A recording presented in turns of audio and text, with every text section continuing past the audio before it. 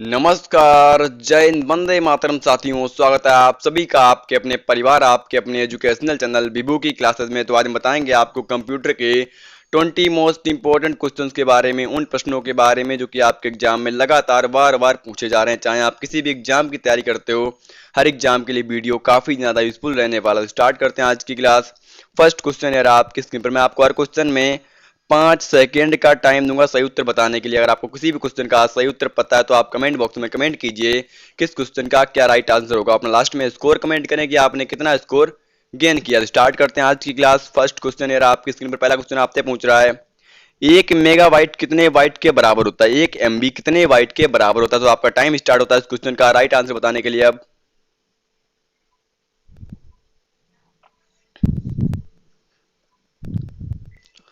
तो सही उत्तर जाएगा, हमारा आंसर जाएगा ऑप्शन नंबर 1 आ जाएगा 1024 KB इक्वल टू हमारा होता है 1 MB। 1024 KB इक्वल टू हमारा होता है 1 MB। क्वेश्चन नंबर नेक्स्ट आते पूछ रहा है, 1 गीगाबाइट कितने बाइट के बराबर होता है? 1 गीगाबाइट हमारा कितने बाइट के बराबर होता है? इस क्वेश्चन का राइट आंसर बताने के लिए आपका टाइम स्टार्ट होता है अब।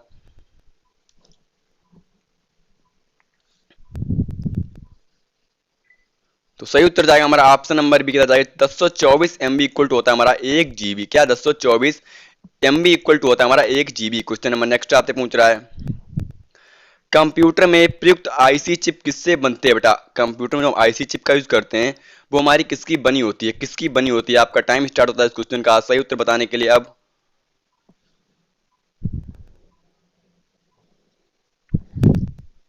तो राइट आंसर जाएगा हमारा ऑप्शन नंबर डी, का सिलिकॉन की बनी होती है हमारी आईसी चिप। कंप्यूटर में जो हमारी आईसी चिप यूज होती है वो सिलिकॉन की बनी होती है। मैं आपको हर क्वेश्चन में 5 सेकेंड का टाइम दे रहा हूँ और आपको किसी भी क्वेश्चन का सही उत्तर पता है तो आप कमेंट बॉक्स में कमेंट जरूर करें। मुझे पता होना चाहिए मेरा विद्यार्थी, मेरा भाई कितने क्वेश्चन का राइट आंसर कर रहा है। तो क्वेश्चन नंबर नेक्स्ट आपसे पूछ रहा है, इंटरनेट के पते पर पद HTTP का सही विस्तृत रूप क्या? HTTP का हमारा विस्तृत रूप यानी फुल फॉर्म क्या होता है? इस क्वेश्चन का राइट आंसर आपको बताना होगा क्योंकि ये क्वेश्चन आपके एग्जाम में बार बार पूछा गया। तो HTTP का फुल फॉर्म हमारा क्या होता है? तो आपका टाइम स्टार्ट होता है अब।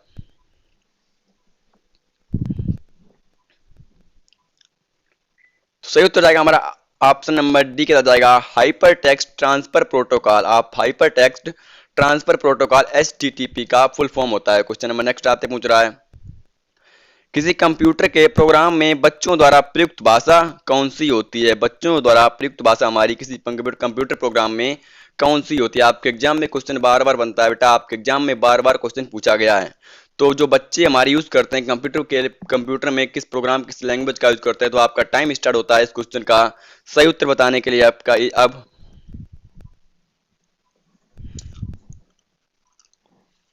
तो राइट आंसर जाएगा हमारा ऑप्शन नंबर सी के आ जाएगा, बच्चों द्वारा कंप्यूटर में प्रोग्राम में यूज करने वाली लैंग्वेज हमारी होती है logo. Option number C is the right answer.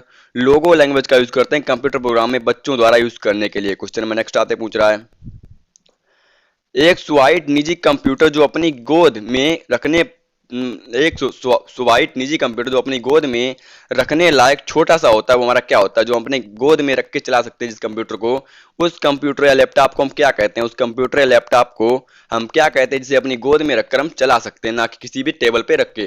तो इस क्वेश्चन का सही उत्तर क्या होगा? आपका टाइम स्टार्ट होता है अब।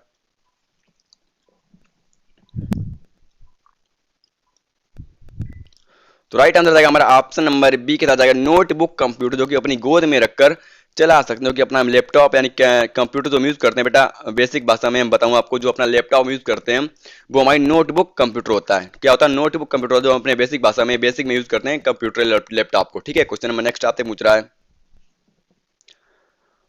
कोडारक एक प्रोग्राम है जो निम्नलिखित में से किसके प्रोग्राम में रूपांतरण है? इस क्वेश्चन का सही उत्तर क्या होगा? आपके एग्जाम में क्वेश्चन नंबर 7 कई बार पूछा गया। इस क्वेश्चन पे आप स्टार लगा लो क्योंकि आपके आने वाले पेपर में क्वेश्चन सीधा छपने वाला है। इस क्वेश्चन का सही उत्तर क्या होगा? आपका टाइम स्टार्ट होता है।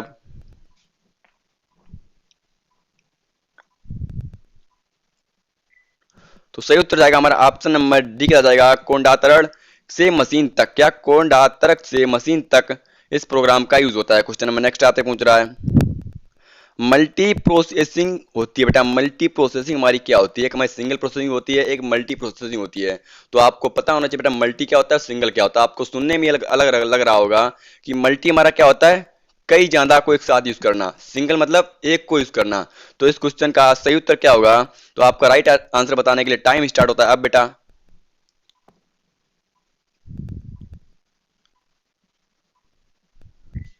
इस क्वेश्चन का सही उत्तर जाएगा हमारा ऑप्शन नंबर बी के साथ जाएगा। क्षमा कीजिए, मैंने इस क्वेश्चन का आंसर इसमें टाइप नहीं किया, थोड़ा मिस्टेक हो गया था, तो आप माफ कीजिए मुझे इस क्वेश्चन का राइट आंसर बताने के लिए बेटा। इसमें क्वेश्चन में आपका राइट आंसर नहीं था तो आप बता भी नहीं सकते, मुझे पता था कि आपने इसमें बच्चे मेरे कई कंफ्यूज हुए होंगे कि इस क्वेश्चन का राइट आंसर क्या होगा। तो राइट आंसर जाएगा हमारा ऑप्शन नंबर बी के साथ जाएगा। एक से अधिक प्रोसेसर द्वारा एक से अधिक प्रोसेसर यानी किसी एक से अधिक कार्य करने को मल्टी प्रोसेसिंग कहते हैं। क्वेश्चन नंबर नेक्स्ट आपसे पूछ रहा है, निम्नलिखित में से ऑप्टिकल मेमोरी है, निम्नलिखित में से बेटा हमारी ऑप्टिकल मेमोरी हमारी कौन सी? मैंने आपको चार ऑप्शन दिए, इस क्वेश्चन का राइट आंसर बताने के लिए आपका टाइम स्टार्ट होता है अब।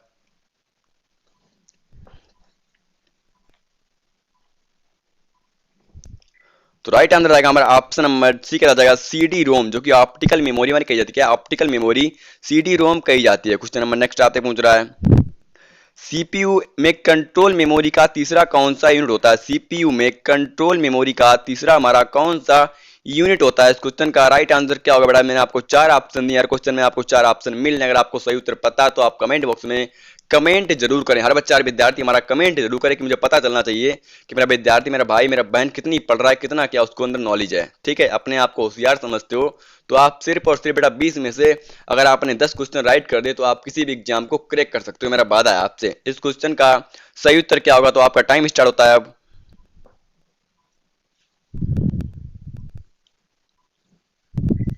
तो राइट आंसर आएगा हमारा ऑप्शन नंबर डी के साथ जाएगा अर्थमेटिक लॉजिक। क्या बेटा? Arithmetical logic equal to arithmetical to logic, जो कि सीपीयू में कंट्रोल मेमोरी का तीसरा भाग होता है। क्वेश्चन नंबर नेक्स्ट आपसे पूछ रहा है, सीपीयू के एएलयू में होते हैं, सीपीयू के एएलयू में हमारे क्या होते हैं? सीपीयू यानी सेंट्रल प्रोसेसिंग यूनिट, एएलयू मतलब अर्थमेटिकल लॉजिक यूनिट। ठीक है, इसका फुल फॉर्म होता है, आपके एग्जाम में फुल फॉर्म कई बार पूछे जाते हैं। तो इस क्वेश्चन का सही उत्तर क्या होगा? आपका टाइम स्टार्ट होता है।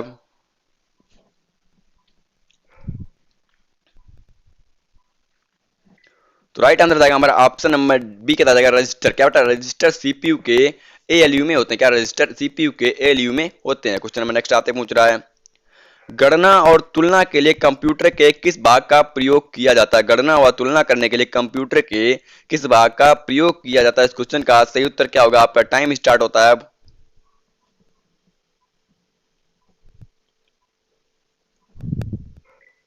सही उत्तर जाएगा हमारा ऑप्शन नंबर सी का जाएगा एएलयू। गणना और तुलना के लिए कंप्यूटर के किस भाग का प्रयोग करते हैं बेटा? एएलयू अर्थमेटिकल लॉजिक यूनिट का प्रयोग करते हैं। क्वेश्चन नंबर नेक्स्ट आपसे पूछ रहा है, एक हार्डवेयर डिवाइस जो डाटा को अर्थपूर्ण इंफॉर्मेशन में परिवर्तित करता है उसे हम क्या कहते हैं? एक हार्डवेयर डिवाइस जो डाटा को अर्थपूर्ण इंफॉर्मेशन में परिवर्तित करता है उसे हम क्या कहते हैं? इस क्वेश्चन का सही उत्तर क्या होगा? आपका टाइम स्टार्ट होता है अब।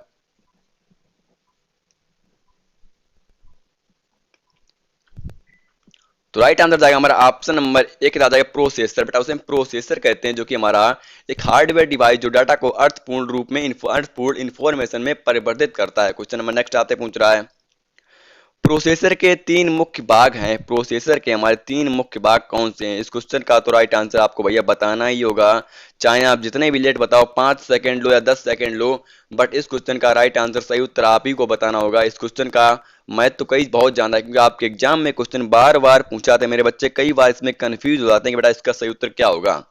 मेरे बच्चे, मेरे भाई, मेरे विद्यार्थी कई बार इस क्वेश्चन में कंफ्यूज हो जाते हैं इस क्वेश्चन का राइट आंसर क्या होगा।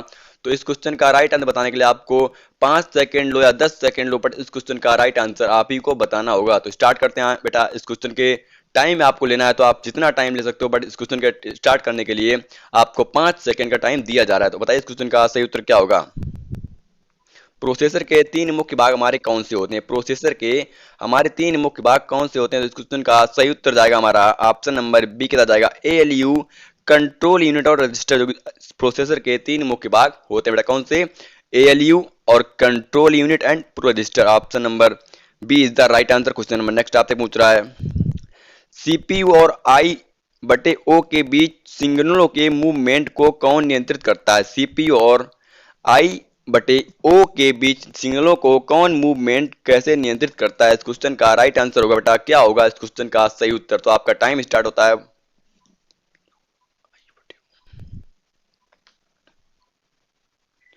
तो सही उत्तर जाएगा हमारा ऑप्शन नंबर ए के साथ कंट्रोल यूनिट। बेटा क्या कंट्रोल यूनिट इन दोनों के सिग्नलों के मूवमेंट में नियंत्रित करता है। कौन? Control unit. Question number next आपसे पूछ रहा है, कंप्यूटर के सेंट्रल प्रोसेसिंग यूनिट का फंक्शन है, कंप्यूटर के सेंट्रल प्रोसेसिंग यूनिट का फंक्शन हमारा है कौन सा है? मैंने आपको 4 ऑप्शन दिए क्वेश्चन का सही उत्तर बताने के लिए। आपका टाइम स्टार्ट होता है अब।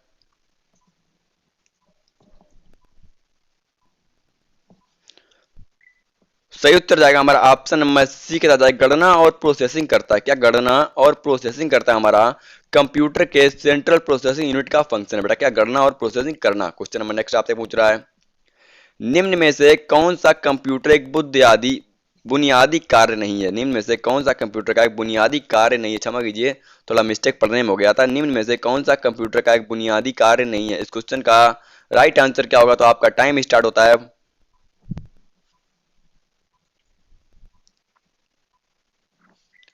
सही उत्तर जाएगा हमारा ऑप्शन नंबर बी के साथ जाएगा टेक्स्ट को स्कैन करता। क्या टेक्स्ट कट क्षमा कीजिए टेक्स्ट को स्कैन करता है हमारा कौन? कंप्यूटर की बुनियादी भाग हमारा नहीं होता। क्या टेक्स्ट को स्कैन करना। क्वेश्चन नंबर नेक्स्ट आपसे पूछ रहा है, परिचालन संपन्न करता है। परिचालन हमारा संपन्न करता है। क्या संपन्न करता है हमारा? परिचालन। इस क्वेश्चन का राइट आंसर क्या होगा? तो आपका टाइम स्टार्ट होता है।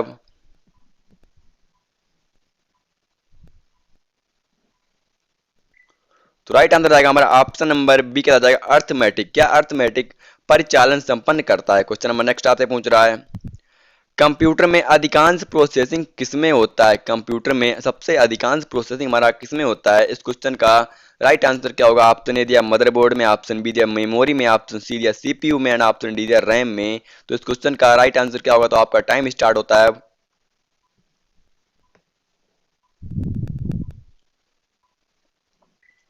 सही उत्तर जाएगा हमारा ऑप्शन नंबर सी के साथ जाएगा कंप्यूटर में अधिकांश प्रोसेसिंग सीपीयू में होती है। Central processing unit. क्या सेंट्रल प्रोसेसिंग यूनिट में कंप्यूटर में सबसे अधिकांश प्रोसेसिंग होती है। क्वेश्चन नंबर नेक्स्ट आपसे पूछ रहा है, कंप्यूटर निम्नलिखित में से कौन सा कार्य नहीं करता। कंप्यूटर हमारा निम्नलिखित में से कौन सा कार्य नहीं करता है। वैसे आपके एग्जाम में पूछता है सब कुछ करता है, क्या नहीं करता है, बट आपके एग्जाम में ये भी क्वेश्चन बार बार पूछा है कंप्यूटर हमारा क्या कार्य नहीं कर सकता। बेटा क्या कार्य हमारा नहीं कर सकता। इस क्वेश्चन का राइट आंसर क्या होगा? तो आपको टाइम स्टार्ट होता है इस क्वेश्चन का राइट आंसर बताने के लिए। अब बेटा इस क्वेश्चन का राइट आंसर आपको बताना होगा। ये लास्ट क्वेश्चन है बट इस क्वेश्चन का राइट आंसर आप ही को बताना होगा। इस क्वेश्चन का सही उत्तर क्या होगा? तो इस क्वेश्चन का राइट आंसर जाएगा हमारा ऑप्शन नंबर बी के साथ जाएगा अंडरस्टैंडिंग। अंडरस्टैंडिंग हमारा कंप्यूटर का कार्य नहीं है। बेटा क्या अंडरस्टैंडिंग हमारा कंप्यूटर का कार्य नहीं है। उम्मीद करता हूं कि आज की क्लास में आपको बहुत ज्यादा नॉलेजेबल क्वेश्चन मिले होंगे। आपके आने वाले एग्जाम में भी ये सभी क्वेश्चन काफी ज्यादा यूजफुल रहने वाले हैं। तो आज की क्लास में बेटा यही क्वेश्चन थे। जाते जाते मुझे दी इजाजत आज के लिए, बट उससे पहले यार विद्यार्थी और भाई जो क्लास में पहली बार विजिट कर रहा है, मैंने आपसे बीच में डिस्टर्ब नहीं किया क्योंकि आप क्लास ले रहे थे। हर बच्चा हर विद्यार्थी हमसे जुड़ने के लिए अपने परिवार को सब्सक्राइब करेगा, और बेल आइकन को प्रेस करेगा। हमारी हर एक महत्वपूर्ण वीडियो की नोटिफिकेशन आप तक पहुंच सके सबसे पहले। तो हर बच्चा हर विद्यार्थी और भाई हमारा अभी कभी पहला काम नीचे दिए गए रेड वाले आइकन को दबाकर सब्सक्राइब करेगा, बेल आइकन को प्रेस करेगा। और अभी तक आपने वीडियो को लाइक नहीं किया है तो वीडियो को लाइक कर दीजिए, क्लास को शेयर कर दीजिए और दीजिए मुझे आज के लिए इजाजत। जय हिंद, वंदे मातरम, इंकलाब।